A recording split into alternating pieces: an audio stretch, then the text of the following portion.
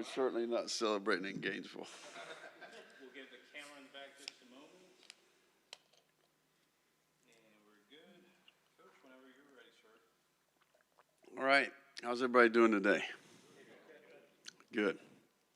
Appreciate y'all being here today. We, I think ultimately when you have time to look at the film a little bit closer, some of the same things I said after the game, I feel strongly about today. I think just makes me realize, and I think we all know this, and you guys obviously cover our team, but everything matters. All parts of what we do contribute to the final result. And I think you really, for me, causes me to double down on kind of what we believe, from an evaluation standpoint, recruitment standpoint, having continuity and system, relative to the concepts that you run, scheme adjustments. I do think there's a development component to that as well. The accumulation of reps, right? Building depth on your team. I do think that the competition that is created from depth, the quality of your walk-on program and how that can improve your practice environment. I do think the situational football and the game management piece, as we go, becomes really important. It's just, there's a set of values, there's a character that you'd like your team to play with, there's a chemistry, there's a togetherness. All these things are important, and I think for me walking off that field Saturday, that's how I felt, and I feel the same way today after watching the film. I do think there's a lot of positives on the tape. There's also areas where we have issues and we need to get better. I do think that some of the things that happened in the game are very fixable. I think ultimately when we look at that with the players, I think they feel the same way. And I know as a staff, there are things that we can do from a concept standpoint that can help the players in all three parts of our team. So, I think we had a good day with the players yesterday. I've got confidence in our group relative to their attitude and their approach. I think the key thing for us here is what matters most today. I think regardless of what's happened in the past, I do think that this is a group, every single detail this week, really challenging all parts of the organization to do their best work. We need to be operating at our best, firing on all cylinders. We need to lead our people. We need to impact our people and get consumed with preparing for this game. I do think Arkansas, although their record doesn't reflect it, they've been in every football game. This is a game that's lost a lot of close games. I do think that they've played really good defense for the most part. And I know offensively they've made a change. I know Sam Pittman personally, and I have a ton of respect for him as a coach and a man. And I do think they're a lot closer than their record indicates. So this will be a challenge. We're excited about playing in front of a sold-out crowd. I do think this week for me is important for a lot of reasons. We're doing something really unique relative to the saluting those who serve theme of the week. We're going to honor all of our military members, our veterans, local first responders are included in that group. We're going to wear black uniforms for the first time in school history. And I know everybody's excited about the uniform. But I do think it's important. I don't want to lose sight of the intent here, relative to what we're trying to do. Really want to create awareness and show gratitude and appreciation for these people who chose a life of service and ultimately put their life at risk to protect some of these freedoms that I believe sometimes we ultimately take for granted. So each player on the team's jersey will display one of the 5 core values on the back of the nameplate. And we worked with the military branches in the state and here locally and allowed them to select the core value that they wanted to use. Those 5 core values are honor, courage, commitment, excellence, and integrity. So you'll see that this week when we play. We're also going to carry out the prisoner of war missing in action flag of the tunnel this week. I do think it's important that we never forget those prisoners of war, their sacrifice, and certainly those that are missing in action. I also want to point out that our civil engagement piece with the players today, at 2:45 today, we're going over to the Veterans Affairs Medical Center here, Randall Malcolm Center in Gainesville, and spend some time with some veterans with our players. And we're hopeful that that experience, along with a number of speakers that we'll have at practice, we're going to have someone from different branches of our military talk to the team. We started that last night with the team. So it's an important week in that regard. Certainly it's a critical week for our football team relative to where we're at. And certainly Arkansas presents a number of challenges. So I know you got questions. What do we got here? At all a need when you have a team on the other side that has a potential to be more physical than you, to be extra creative, to maybe insert more trick plays into your game plan? How much does that factor into the level of creativity that's necessary, I guess? One more time. When you have a team that has the potential to out-physical you, does that put you in a position to have to maybe call more trick plays and be more creative to try and give your team an advantage? No, I don't necessarily know where you're coming from there. No, I don't feel that way at all. I mean, I think ultimately, every week's a little bit different, right? Your team has strengths, their team has strengths, vice versa. Relative to weaknesses, you try to position the team for success. You're combating the players that you think can be issues for you. The more good players they have, the more challenging that is, right? The more good players you have, the more opportunity you have to neutralize that, right? So I think every week's a little bit different. In this league, most weeks that you play in all parts of their team, they have a significant player, and sometimes they have one at every level, and at different skill players, maybe their front, whatever the case may be. So I think each week's a little bit different. You try to do what you think is in the best interest of the team that week. What does the coordinator change? Alter maybe the preparation aspect, if at all, for you, and what do you see so far from that offense? Yeah, no, I think it's a big part of the story this week relative to the prep. They made a change in the offseason. Obviously, Kendall made a move to go to TCU, and then they brought Dan in, and that was a wholesale change, right? So, Coach Guyton will be calling it this week, and he has experience with Kendall in the past. Certainly played at quarterback at Ohio State. So, what flavor do we get? I think ultimately with an open date, I think that magnifies that a little bit. But Coach Pittman's an offensive line coach. His teams are tough. And certainly I think there'll be an element of that. He'll have some imprint on the offense. So, I do think that that's an element of the game. And I think ultimately for us, we're going to have to find the right balance of prep in terms of what we expose the players to, but also being ready to adjust within the game. One more win, and you guys clinch bowl eligibility. What does that mean for the program in year two, and also in terms of the development, the practices that you get? Yeah, I think there's an element to that. Certainly that could happen this week.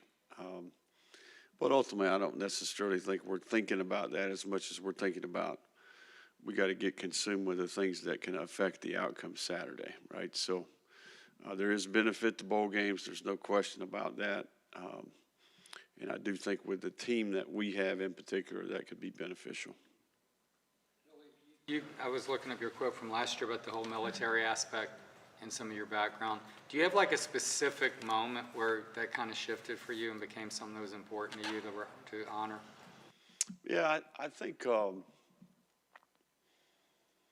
think 9/11 was, I was a college student to some degree. I think there was an element to that. I think there's a generation of people that, were affected from 9/11 to some degree. I mean, you look at the recruitment of all branches of our military and the increase in membership that they saw. And then, I think you get into becoming a head coach, You know, I think being around, it's your platform. There are things that you get a chance to emphasize with your players.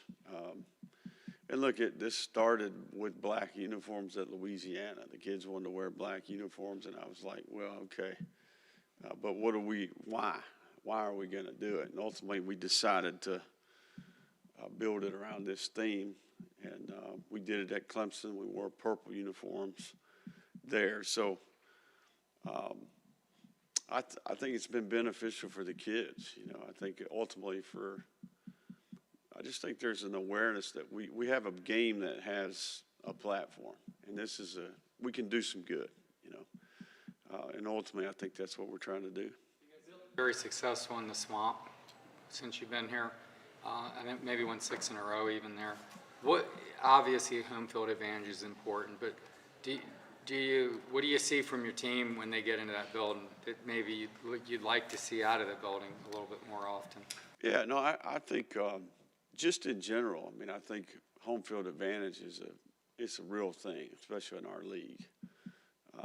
You know, you're making the opponent execute in a little bit different environment, you know, and our people can impact the game. They've impacted games this year. They've impacted a lot of games in the past, right? So it's a special place to play.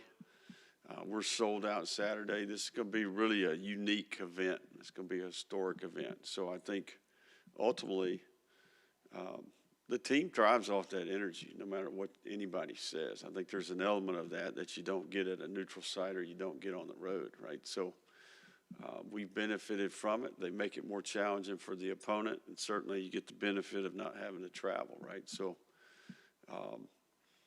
it's a special place, man, you know, and I think there's an element, there's a respect there. I think the players, there's a sense of responsibility, you know. When you run out of that tunnel, there's been some great teams and great competitors do it before you. 2/3 of the way through this season, how would you evaluate the progress you've made through the first 8 games there and compare it to the progress you made in the first 8 games last year? Yeah, I think the biggest difference would be the makeup of our roster, you know, relative to who's gaining experience, who's been productive, the leadership that we see at the player level, the level of discipline that we observe every day, the camaraderie, the chemistry of the group. And look, I think the football's improved in a lot of areas on our team. I mean, there's areas where we've gotten better. There's still areas where we need to play with more consistency. Yeah, just overall, I think we're operating at a little bit more efficient rate. I think there's good processes in place. We're getting better at what we do. We haven't necessarily got the results we wanted a couple times this year, but I do think that there's improvement in the big picture. We knew when you got here that going forward and being aggressive on 4th down was kind of part of your makeup. How do you assess where you guys are in that part? Yeah, no, I think you know, ultimately you get judged on the outcome of those decisions, but I think it's more of a big picture approach. Seems like it's happened less this year maybe than it happened last year, if that makes sense. But I do think that we work hard at it. It's not just a singular event on game day. It's more of a holistic approach that we spend a ton of time on in the off season relative to strategy. So, and I think it's sound. You know, I do, and I think that you're seeing it at all levels of football. We just have access to information that we didn't have before, right? So, I think the analytics, the technology that's available, we can basically analyze the history of the game and tell you exactly why it's beneficial to do at times. So I do think there's some subjectiveness to it, though, relative to the current dynamic within the game. You know, and those are the things that keep you up at night. But when it works, everybody pats you on the back. When it doesn't work, they throw you out in the trash. So it is what it is. We played Utah in the opening game last year. We went for it on 4th down. We threw a touchdown, and everybody's, excited. And when it doesn't work, they're not, right? So It is what it is. You know, I think we'll continue to evaluate that just like we do all parts of our team. Where's your level of concern with finishing plays defensively, just yards after the catch and after contact specifically?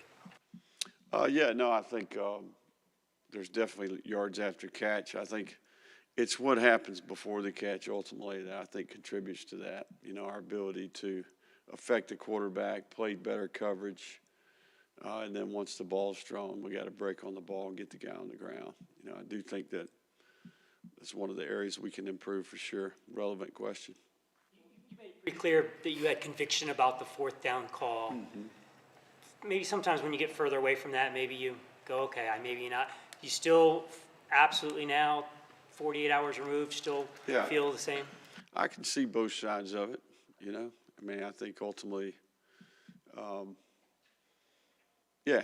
I mean, I think I can see both sides of it, if that makes sense. The other side being the play itself turning into basically a 4th and 5 because of the snap to the, is that what you're saying? No. I'm just talking about the decision. Yeah. And there were other plays that I think about sometimes maybe we could have called. But, you know, I think that play would have worked to get real specific about what happened. I think it was, you know, it's just one of those things, right? Sometimes the ball bounces your way, sometimes it doesn't. But, yeah, I mean, I think more about do you punt it, it's 10-7, you know, at that point in the game. You know, that's what I think about. I don't necessarily think about the play call. One last question in the back. Billy, this play was kind of inconsequential in the game, but I wanted to ask you about T.J. Searcy. He only made one tackle in the game, but he ran a guy down 60 yards. How encouraging was that effort to see, and is that something that needs to happen more on defense? Yeah, no, we pointed it out with the team yesterday in the team meeting. I think it's an extra effort play. You know, I mean, the guy, ball's thrown, you know, the guy goes in full speed, pursues, runs the guy down. You know, his GPS number on that play was, ran as fast as any skilled player, you know, the whole day, right? So TJ is a good example of a young player who has traits, who's tough, who goes about his business the right way. He's a true freshman that's getting valuable experience, and ultimately has been a bright spot, you know. But I think when you see some of those intangibles that you want as a coach from young players, you can build off of that. And that was an impressive play. All right, thank you, Coach. Got some speed. No doubt. All